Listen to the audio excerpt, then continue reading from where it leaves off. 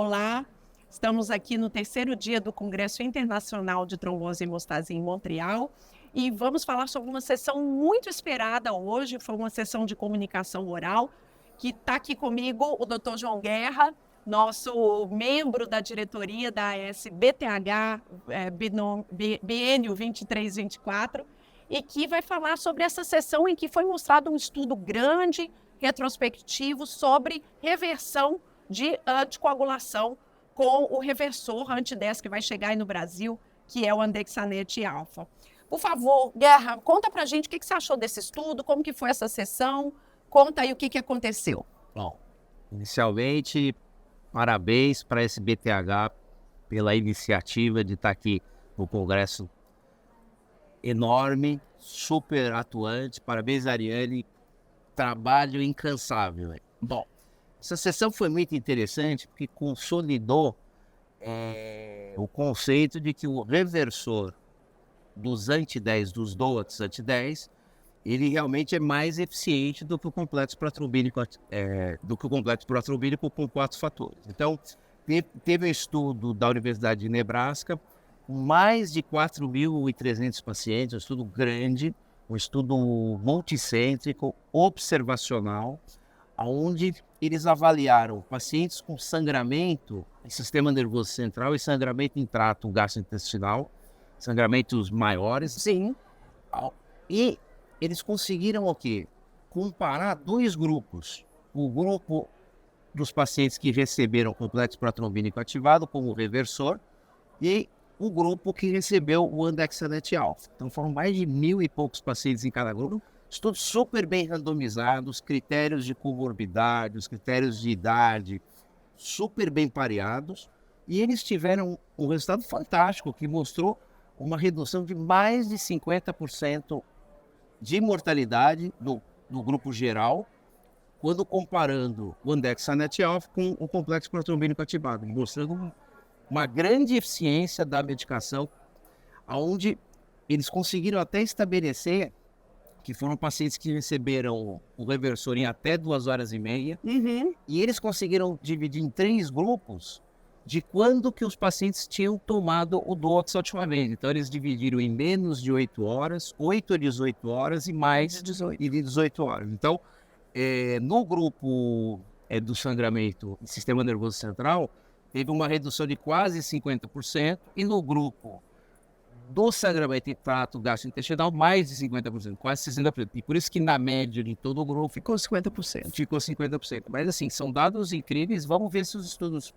prospectivos agora e randomizados eles vão estar falando. É impressionante, né, o número de pacientes e como eles conseguiram, apesar de ser observacional, né, parear tão bem os 2 grupos. Óbvio, não teve randomização, porque foi observacional, mas eu acho que vem trazer, né, Guerra, um dado a mais para um ponto que a gente sempre fica se perguntando, que é o comparador, né? Porque os estudos do reversor foram estudos, na maioria das vezes, sem um comparador direto. Acho que o primeiro que a gente está vendo retrospectivo foi esse, e tem um que está todo mundo esperando aí, né, que vai ser provavelmente apresentado em breve para sangramento intracraniano, cujo comparador foi o uso do complexo protrombínico, certo? Mas você acha que esse dado te anima mais para a vinda do reversor? Você acha que quais são as suas expectativas? Principalmente você que tem, né, o Albert Einstein, onde o Guerra coordena o código vermelho, o código hemorrágico, foi um dos primeiros hospitais a apresentar esse protocolo, que é um exemplo para todo o Brasil, para todo mundo, e que vai colocar muito bem a posição desse reversor dentro das estratégias que a gente tem. O que esse estudo te fez ficar mais animado? Qual a sua percepção? Bom, o código hemorrágico do Einstein, ele está completando agora, ele vai para 7 anos. Esse estudo, nós estamos com mais de 740 pacientes tratados. Nós tivemos uma redução de mortalidade de 85% dos nossos dados. Parabéns. Só que não está separado pelo uso de DOACs. Então agora, o que vai acontecer? Nós vamos ter que rever o nosso protocolo, tendo um reversor. Hoje nós temos estabelecido o complexo protrombínico, o complexo protrombínico ativado, nós temos o FEIBA no nosso serviço, e agora com o reversor e com esses números, a gente vai ter que adequar o protocolo, e ainda fica aquela questão, né, do tempo que você tem para poder usar esse tipo de medicação. Perfeito. Então, eu acho que vai ser nós vamos passar por um período de aprendizado com relação a isso, mas, assim, é fantástico, né? Assim, esses números mostrados Muito animador. são muito animadores. E nós temos que entender que o paciente com doença hemorrágica é o paciente que morre muito e as pessoas põem meio na conta da gravidade, né? No Einstein, com essa experiência que a gente teve, a gente começou a ver, não, são pacientes que se você faz um diagnóstico rápido e preciso e trata ele de uma maneira eficiente, você consegue tirar esse paciente.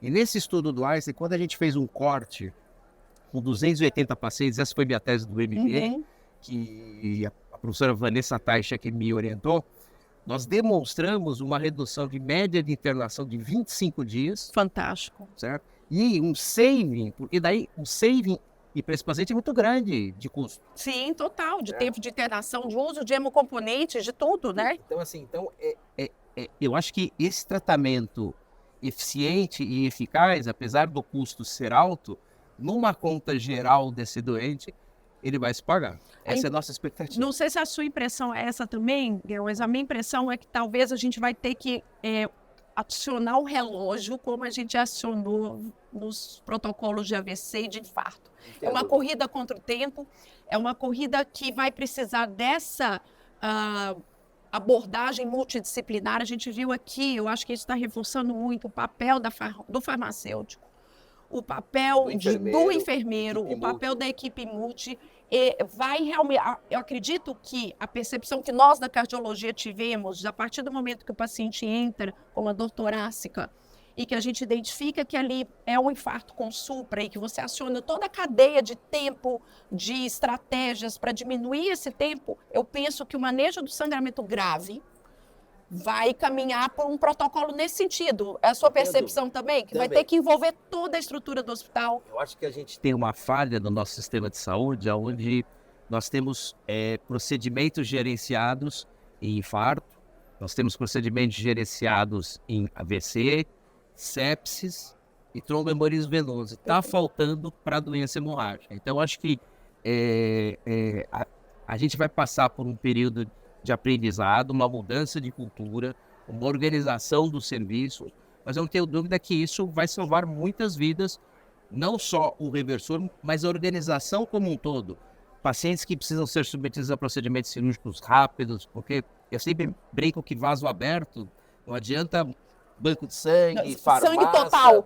Não adianta, você tem que suturar o vaso do paciente. Então, eu acho que toda essa cultura que vai ser discutida e que vai ser colocada em prática, os treinamentos que nós vamos fazer, tudo, eu acho que vai mudar muito, principalmente em desfecho e segurança do paciente. Eu acho que já vai ter que mudar realmente essa percepção desse paciente que chega com hemorragia grave, que ele é salvável. Acho que essa é a grande questão, né? E agora, tendo agentes que são eficientes, vai mudar tudo, mas eu não posso deixar de fazer uma pergunta que é o receio que a gente tem da trombose, né? Nesse estudo, pelo que eu vi das imagens, né, que foram apresentadas nos slides, a gente não tem ainda esse efeito rebote, né? Qual que é a sua percepção?